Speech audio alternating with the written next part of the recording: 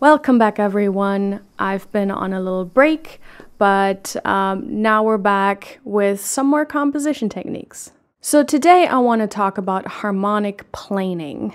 It's one of my favorite techniques because it sounds smart, it's easy to do, and it works with pretty much all the instruments of the orchestra. It also works in all kinds of different combinations of instruments, but every time it creates a very different, very distinct atmosphere, which is obviously super useful for film music because creating atmospheres is what we do half the time. So the underlying idea of harmonic planing is parallel chord movement. It's a somewhat modern technique, not modern, like it is still old, but as far as classical music history goes, it's one of the more modern techniques. And it kind of goes against everything that traditional counterpoint stands for. In traditional counterpoint, we generally encourage, counter movement in opposite directions. And that's not what this is at all. This is literally the opposite. I'd say Ravel, Stravinsky, and probably Debussy are the kings of harmonic planing, and potentially John Williams, I guess.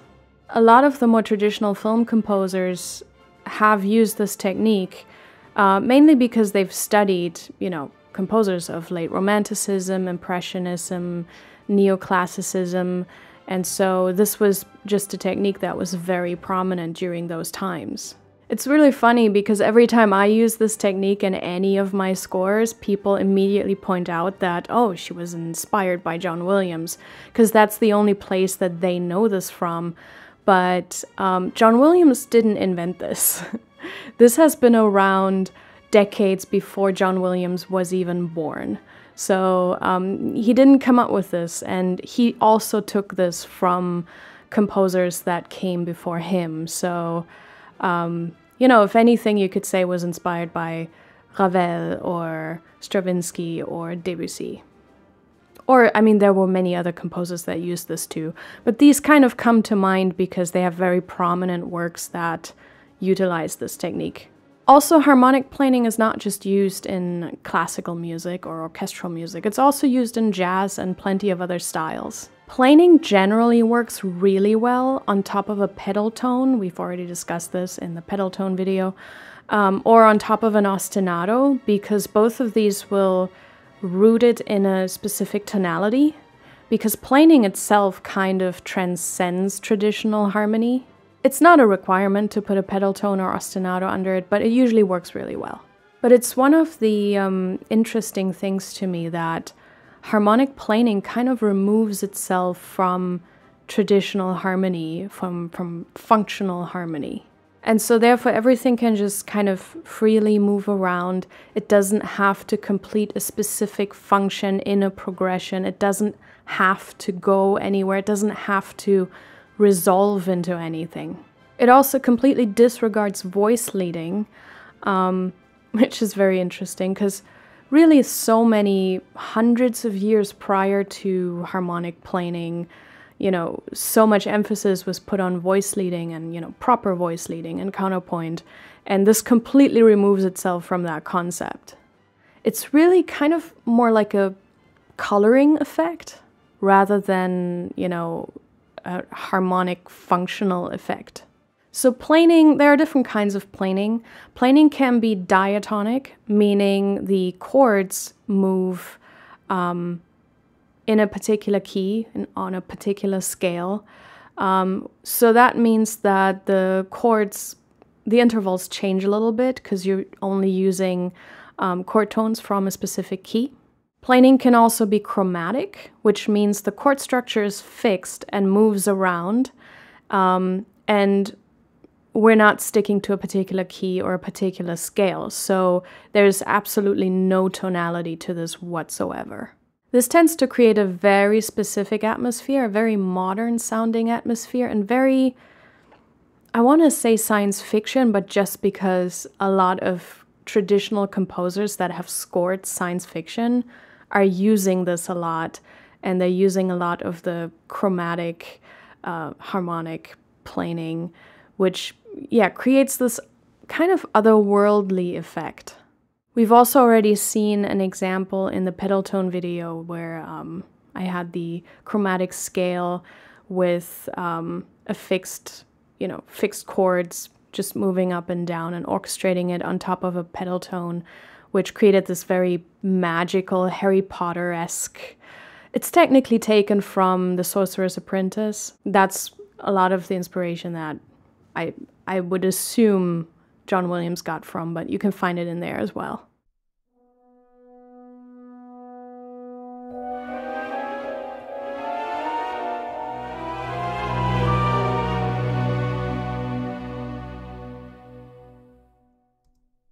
And then you have mixed planing, which is, as the name says, a mixture of diatonic planing and chromatic planing.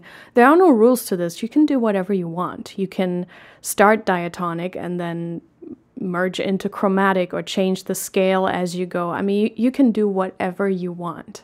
There are no real rules to this particular technique.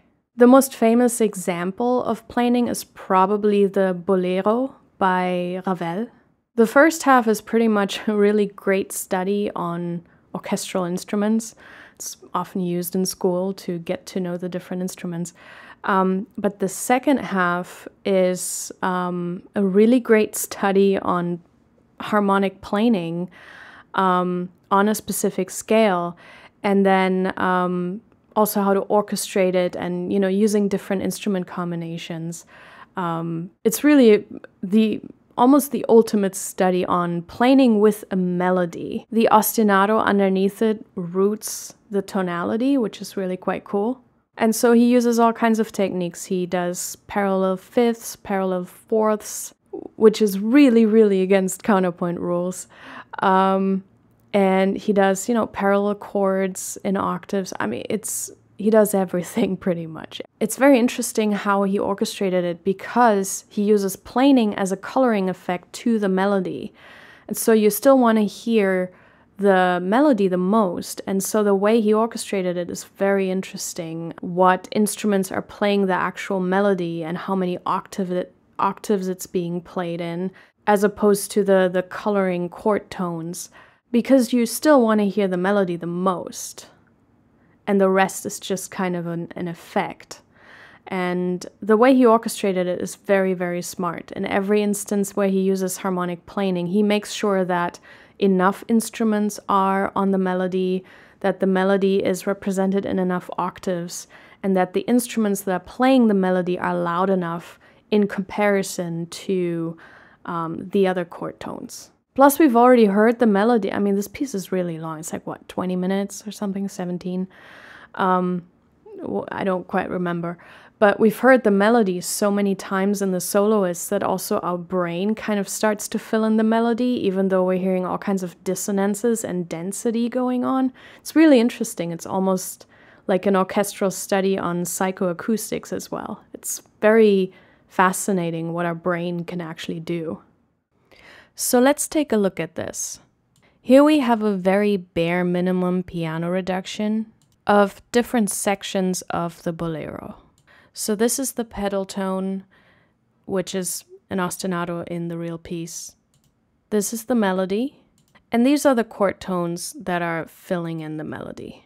It's very pulled apart in the range at first. Like if I put this up here, you can see this is the actual chords just going in parallel motion.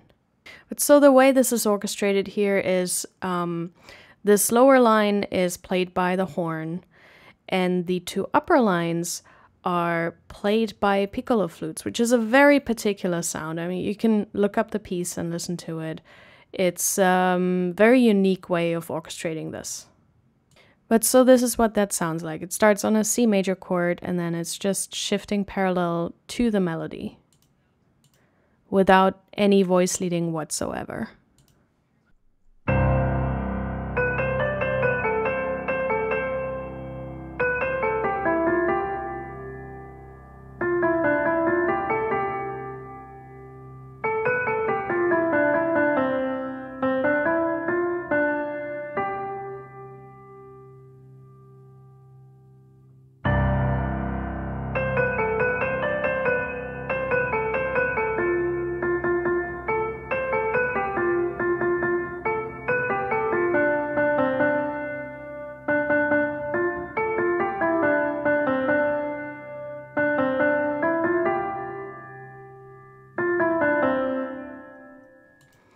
So you can see it's a very simple principle, but it sounds very special. So then we hear it again a little later. In this case, it's played by, I think, 3 oboes or 2 oboes and an English horn or something like that. And then the outer lines, which are the melody, are doubled by clarinets so that the melody really comes out. And the middle line is a parallel fifth.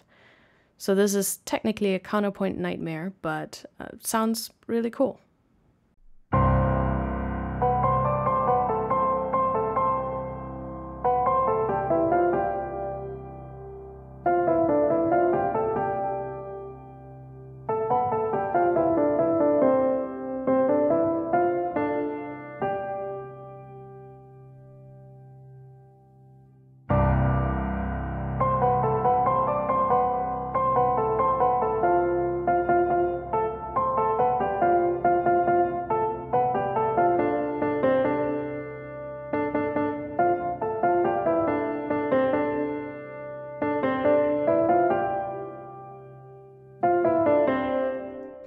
So there's no third in this, it's just the melody in octaves and a fifth in the middle. Again, you can seek out the a recording of this to actually hear what it sounds like orchestrated, but this video is not about orchestration, it's really just about the composition technique. Orchestration is kind of a separate thing from composition. And so this next part is the B part of the melody. It's entirely played by the woodwind section. You have the flutes on top and then oboes and English horn at the bottom. And then the melody, in order to bring out the main melody a little bit better, it's doubled with clarinets and a saxophone. And this one you can see is not just using major chords as in the beginning, and it's not just using fifths or fourths. This is using a variety of chords, including diminished chords, but all kinds of other chords as well. So this is starting to be mixed harmonic planing.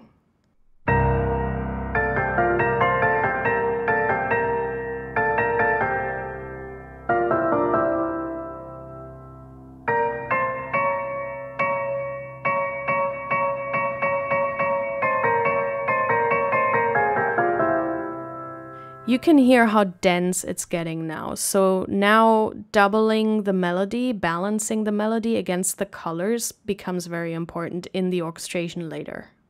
And then as we get further down in the piece, you can see it's getting more and more dense now. This one, the lower 4 lines are played by the strings. And then I believe the top 3 are played by flutes, and then the other woodwinds kind of interlock all the way down. So this is basically strings plus the entire woodwind section playing this. And it's starting to use very interesting chords. It's very different from the first time that we hear it with the oboes and the clarinets.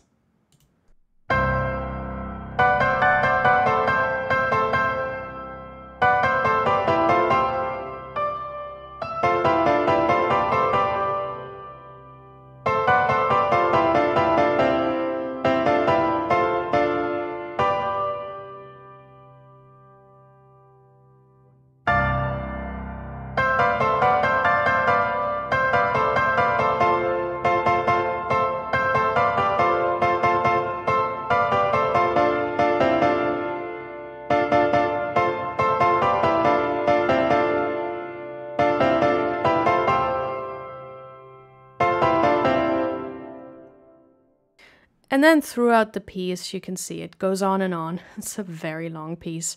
But it gets denser and denser. But it works. It works in the way it's orchestrated. It works in the way that the octaves are doubled, in the way that the melody is doubled. But the colors get more and more interesting throughout, and it gets denser and denser throughout. So yeah, I would highly recommend analyzing this particular piece if you want to, see all kinds of different combinations for how to use planing with a melody or a theme.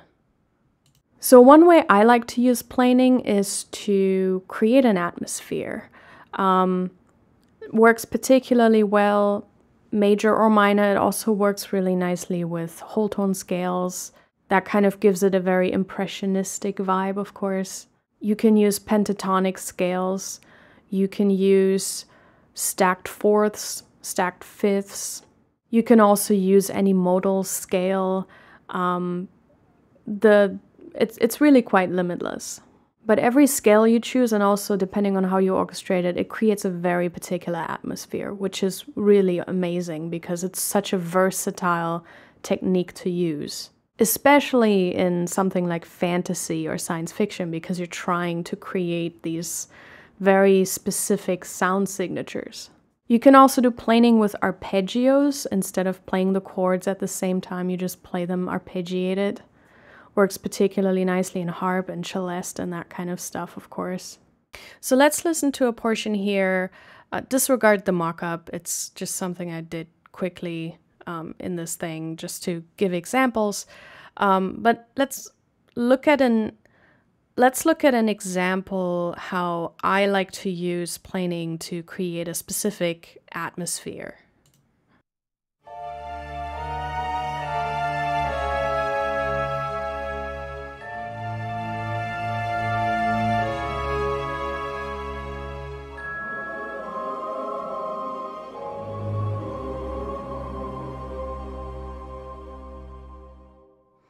So you can see there's planing happening in the woodwinds. It's chromatic planing. It's just a minor chord shifting up and down chromatically.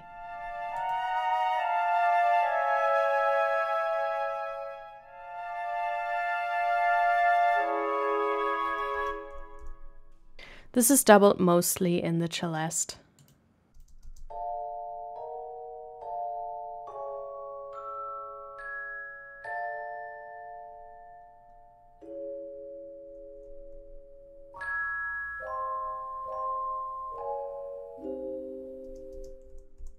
It's just such a specific atmosphere.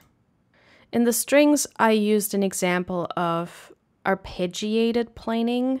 So it's still the same chromatic movement that we had before, but just the chords are arpeggiated basically.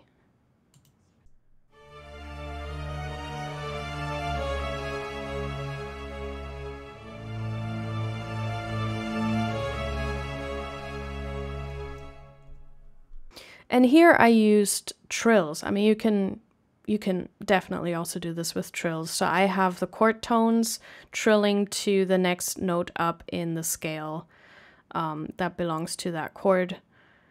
This is what that sounds like.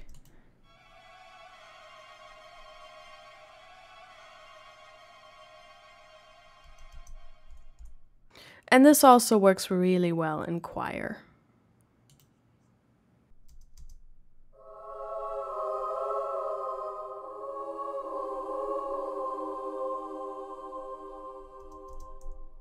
But so that's the whole secret to this particular section. It's just chromatic planing happening, that's all.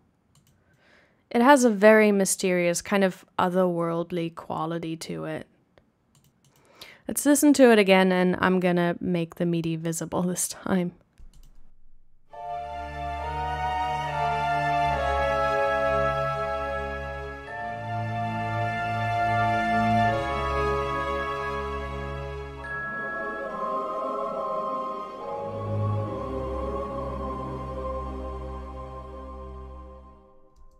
This is, of course, only one way to do it. I mean, there's a million other ways to do it. This was minor chords for the most part, or all of it, but it has a very different atmosphere the moment you use a different scale, or, you know, different chords, major chords, augmented chords, diminished chords, you know, expanded chords.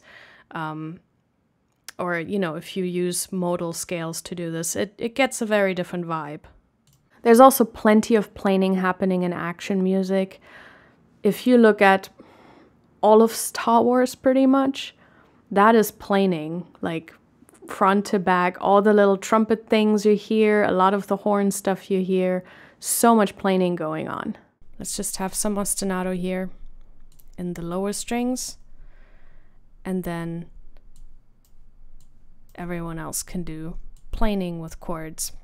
This bit that I wrote here sounds like so.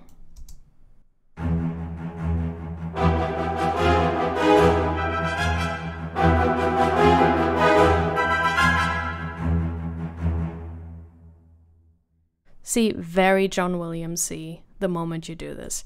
And it's really just, I have an ostinato going on here on E.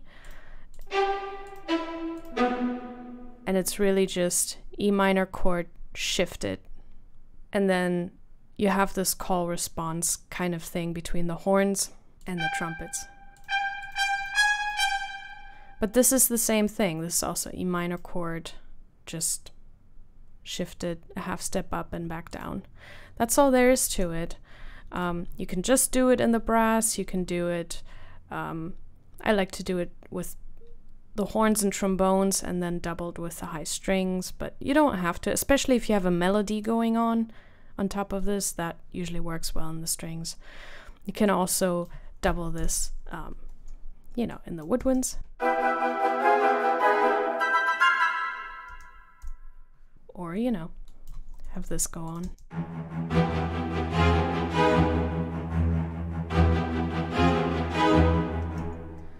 But doing this with brass gives it, you know, this very Williams-y, Stravinsky-ish effect.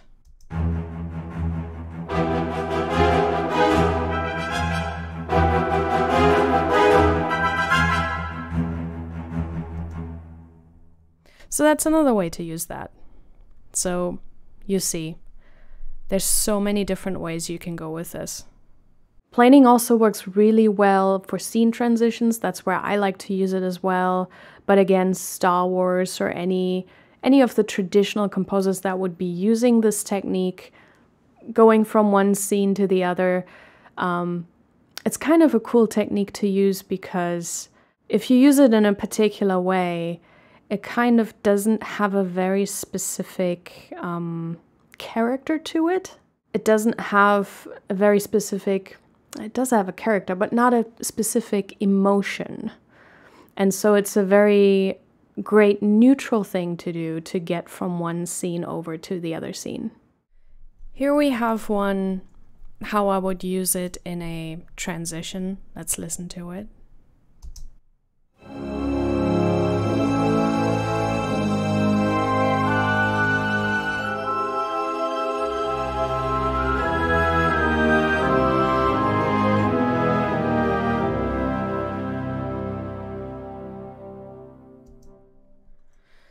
So this is a lot more major. What you heard before was very much minor.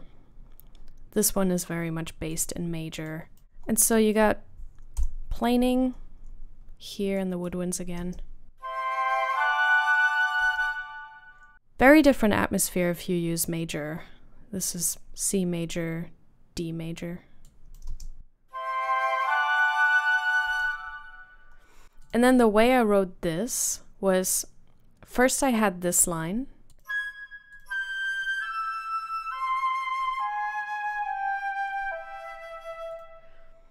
And then I started with E major here.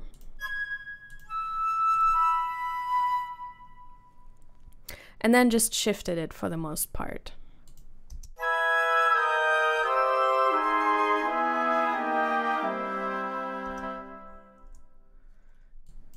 And that's essentially what the horns are doing as well, and the trombones.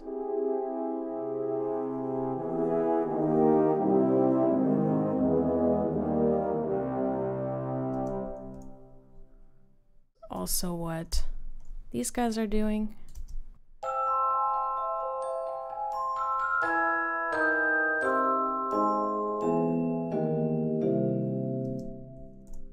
Right? And it's also what the strings are doing.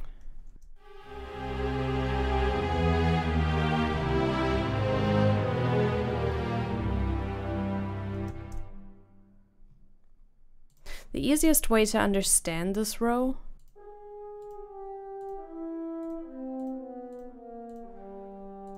is, look at this. So this would be the first chord, And then I want to do planing with the rest of this, so I just took this, shifted it here. See, that's the same. Same. Same. And then I switched it up here just because I wanted to get back to E major. But then again, took this, shifted it, shifted it.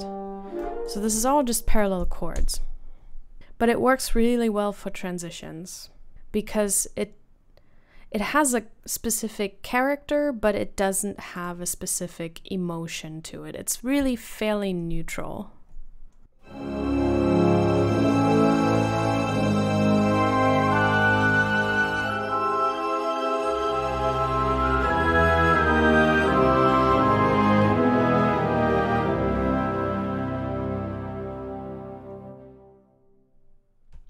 So that's one way I like to use this.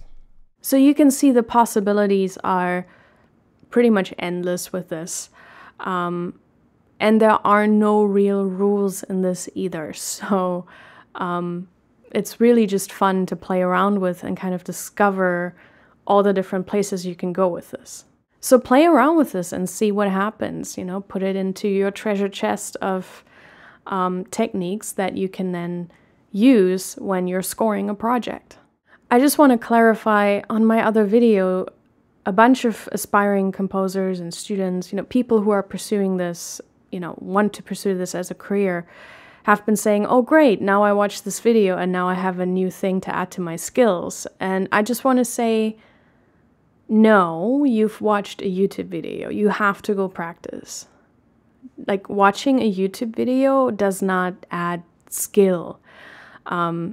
That's like me watching a video on like piano technique without ever touching the piano. That's now not a skill that I have. That's theoretical knowledge I have, but it's not an actual skill that I have that I can now use for my craft. So I just want to make sure you understand you have to go practice this. You have to go onto that playground and play and really master this so that you can then use it in your work.